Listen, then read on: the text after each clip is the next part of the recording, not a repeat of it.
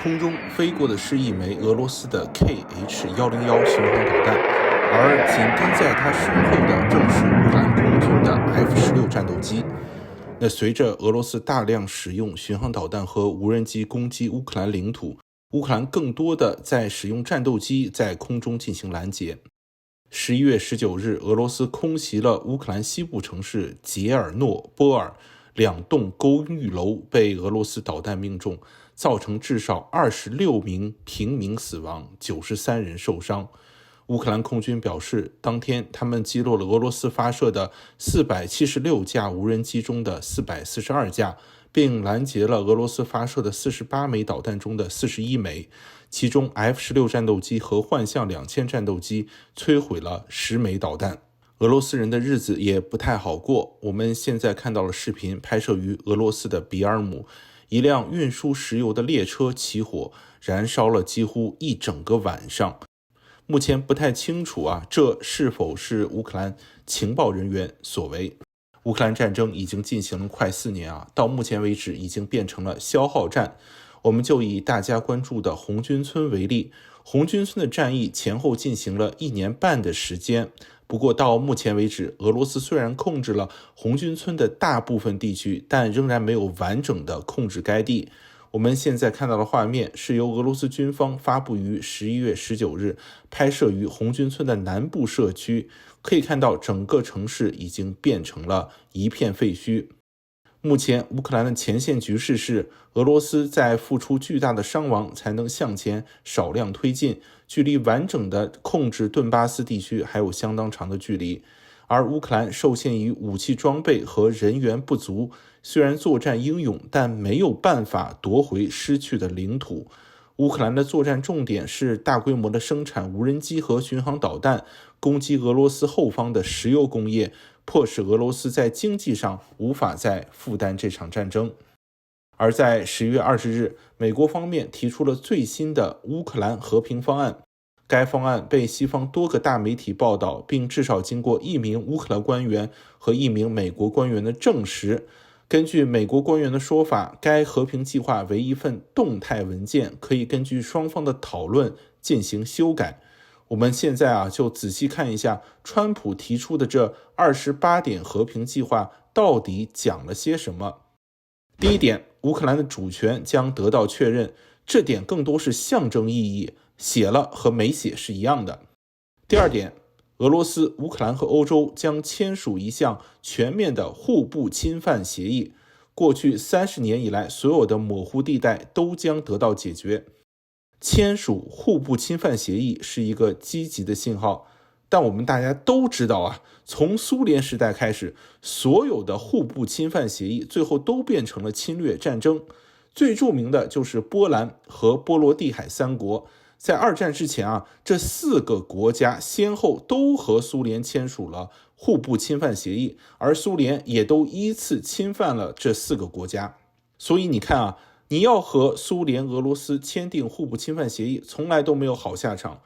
真正的和平并不是依靠条约来约束的，你的实力足够强大了，自然就没人敢来欺负你了。第3点，俄罗斯不会入侵邻国，而北约不会进一步向东扩张。那这一点主要是为了限制北约，为了满足俄罗斯普京的要求。第4点，俄罗斯和北约将在美国的斡旋之下举行对话，解决所有的安全问题这些都是车轱辘话，目前看来没有太多实质意义。第5点也是非常重要的一点，乌克兰将获得美国的安全保障。这是在所有的会谈中美国首次正式向乌克兰提出安全保障。不过美国并没有提供更多细节，比如说未来如果乌克兰被入侵，美国将作何应对呢？对于乌克兰来说不能再像当年签署布达佩斯备忘录一样，签了一个空洞的协议。早在1994年，美国总统克林顿、俄罗斯总统叶利钦和乌克兰总统签署了布达佩斯备忘录。那第一点就是尊重乌克兰的独立和主权，第2点就是俄罗斯不会对乌克兰的领土完整使用武力，第3点，如果乌克兰成为被侵略的对象，联合国安理会会采取行动并向乌克兰提供援助。90年代签署的布达佩斯备忘录到了现在是一点约束力都没有，你如何又能保障现在新的和平协议能够落地实施呢？第6点也对乌克兰不利，就是要求乌克兰武装部队的规模要限制在60万人之内。在战前，乌克兰大概拥有25万人，目前大概约有80至100万人，主要以陆军为主。乌克兰作为一个主权国家，完全有权决定招募多少士兵，根本不需要俄罗斯或者美国来指手画脚。如果你要求限制乌克兰军队的人数，为什么不一并要求限制俄罗斯军队的人数呢？更何况俄罗斯才是这次战争入侵的一方，限制俄罗斯那是理所应当，水到渠成。第7点，乌克兰同意在其宪法中写入不加入北约的条款，而北约也将在章程中加入条款，规定乌克兰将来不会被北约接纳。那这一点也是为了完全迎合俄罗斯总统普京彻底断绝了乌克兰未来加入北约的可能。第8点，北约同意不在乌克兰驻军，那这一点呢，也是为了响应普京的要求。不过，北约不在乌克兰驻军，不代表欧盟国家不能在乌克兰驻军。你比如说，像法国、英国，他们如果以欧盟国家的身份向乌克兰派出军队，不知道这个条款将会如何处理这样的问题呢？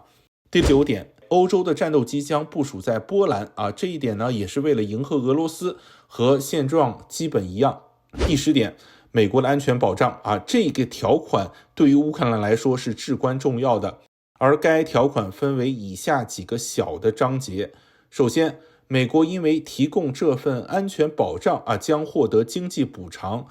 这个条款就很符合川普的风格，美国不能白干活，必须要拿钱。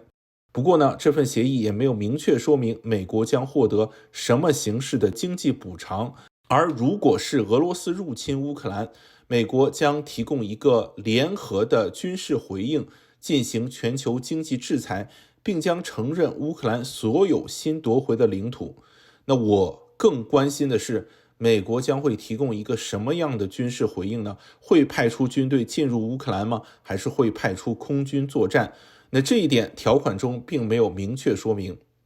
第11点，乌克兰将能够申请欧盟的资格，在申请加入欧盟期间，乌克兰将获得进入欧洲市场的短期优惠准入。那这个是大家早就预料到的，对于乌克兰战后经济重建有很大帮助。第12点，有一系列的经济措施用于重建乌克兰，包括设立乌克兰发展基金，投资快速增长的产业，而美国将与乌克兰合作，共同开发乌克兰的石油、天然气等基础设施，恢复受战争影响地区的建设、开采矿产和自然资源等等。而世界银行也将制定特别的融资方案，资助乌克兰经济重建。那这些措施听起来是不错也是乌克兰应得的。第13点，俄罗斯将重新融入全球经济，解除制裁将分阶段逐案进行讨论和商定，而美国将和俄罗斯签署一项长期的经济合作协议，在能源、金属开发等方面进行合作。第14点，关于俄罗斯的冻结资金其中有1000亿美元的冻结资产将投资于美国主导的乌克兰重建项目，美国将获得该项目 50% 的利润。那欧洲将另外追加1000亿美元投资乌克兰，而剩余的俄罗斯被冻结的资金将投资于一个美国和俄罗斯共有的基金，该基金将加强美国和俄罗斯的经济关系。也就是说，在俄罗斯目前被冻结的超过1000多亿美元中，大头将用于乌克兰的重建，那剩下一部分用于美国和俄罗斯的经济合作。第15点，成立俄罗斯和美国的安全问题工作小组，来确保实施本协议的条款。这个呢也没有什么太大的意义。我们再来看下一点。第16点，俄罗斯将把对欧洲和乌克兰的非侵略政策写入法律。那这一条款也是为了呼应之前北约将拒绝乌克兰加入的条款写入法律一样，俄罗斯同样也要做出法律方面的保证，在乌克兰不加入北约的前提下，俄罗斯未来将不会入侵乌克兰。但我还是认为俄罗斯人的保障是一点用都没有。第17点，美国和俄罗斯将同意延长核不扩散条约的有效期，这点和乌克兰没有关系我们就继续看下一点。第18点，乌克兰同意按照核不扩散条约成为无核国家。其实早在90年代，乌克兰就已经同意放弃核武器，将核武器交还给俄罗斯了不然也不会有现在的状况。所以说这一点也没有太大意义。第19点，扎波罗热核电站将在国际原子能机构的监督下启动，所发的电量将平均分配给俄罗斯和乌克兰。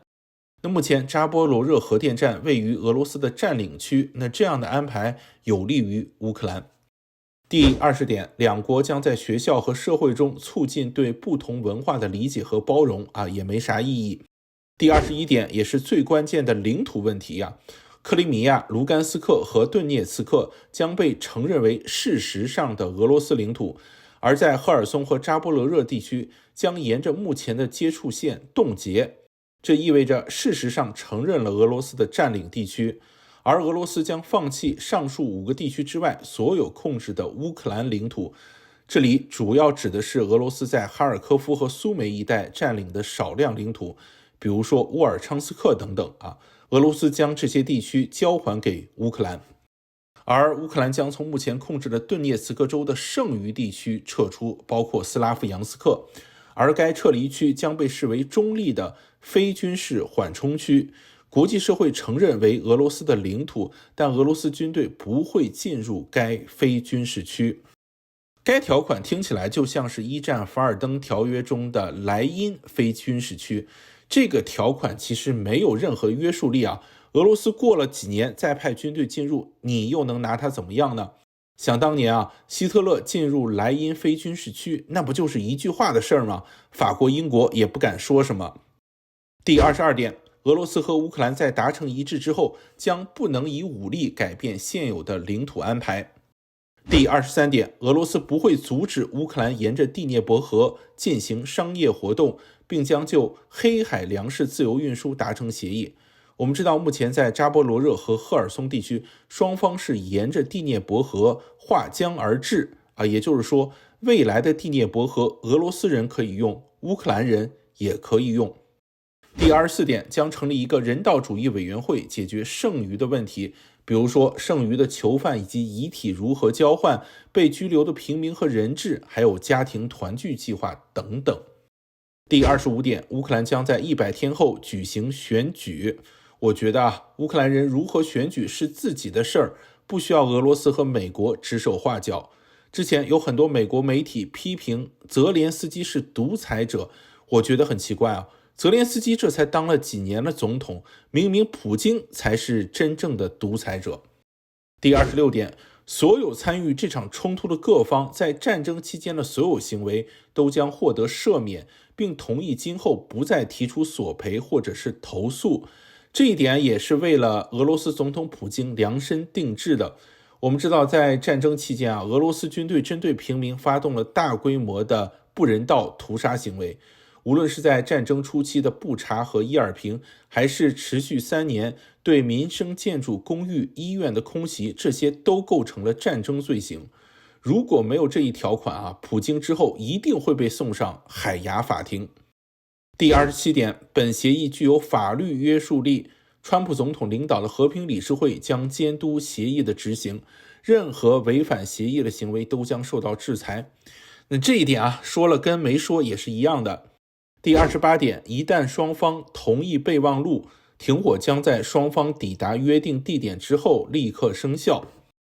那这份协议涵盖了很多内容列出了前后28点，但其实很多没有太多实质性的影响。我们最后再来总结一下，有几个核心问题首先，在领土问题上，乌克兰要做出较大让步，彻底撤出顿巴斯地区，扎波罗热和赫尔松地区维持现状，俄罗斯则将交出部分哈尔科夫和苏梅的占领领土。而在国际问题上，乌克兰彻底断绝了加入北约的可能，但依然可以加入欧盟。俄罗斯将立法禁止入侵乌克兰，而乌克兰、欧盟、俄罗斯将签署互不侵犯协议。在安全保障问题上，如果未来乌克兰遭受入侵，美国将采取军事回应。但是什么样的军事回应呢？这个协议并没有明确规定，显得是模棱两可。而且美国也将因为提供安全担保获得一定经济补偿。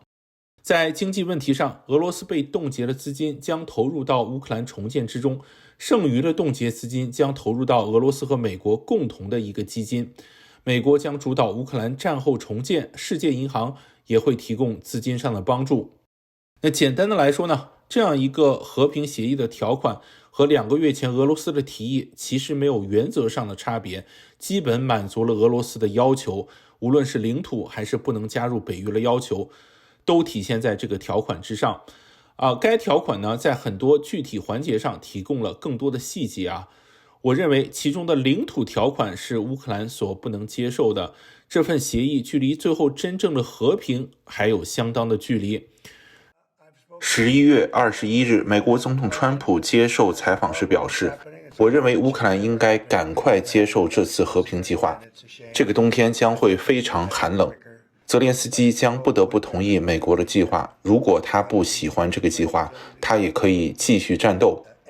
不过如果他不接受的话，美国的支援将会暂缓。我认为乌克兰和俄罗斯之间的和平将会很快到来。一名美国官员也告诉记者，川普政府认为现在向乌克兰施加压力达成和平协议的时间已经到来。